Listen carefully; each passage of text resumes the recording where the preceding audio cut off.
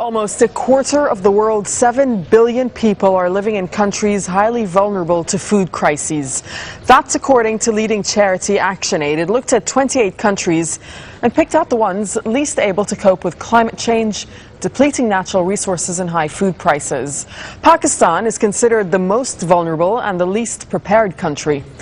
And one surprisingly omission is Somalia. ActionAid says it is extremely concerned about Somalia, but cannot get up-to-date data.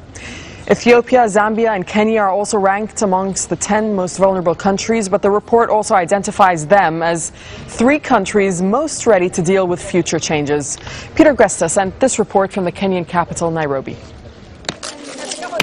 Imagine how hungry you'd have to be to see dry bones as a source of nutrition.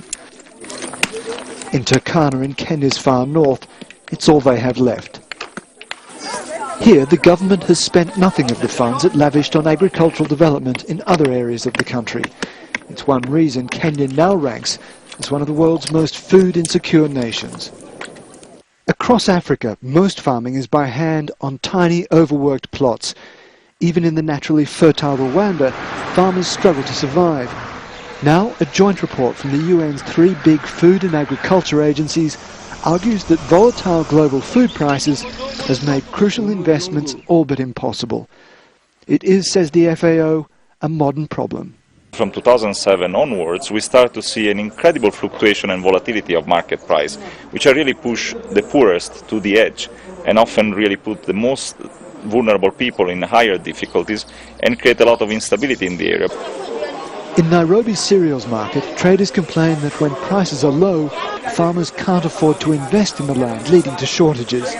That drives prices up, so demand collapses, dragging prices with it. That bouncing ball effect is incredibly damaging.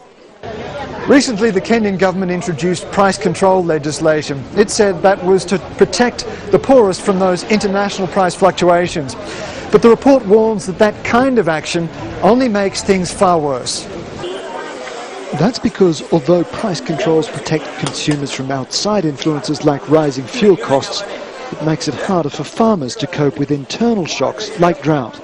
Investment in agriculture is the medicine to all these problems, is the drugs that we have to provide to all these problems. And because they invested in agriculture, Ethiopia and Kenya, we had much less crisis in these 2 countries compared to what happened in Somalia. But not this kind of investment. The rich world's demand for things like flowers and biofuels is taking valuable land away from food. Combined with unstable prices, it means an agricultural system that leaves a quarter of the world still hungry. Peter Gresta,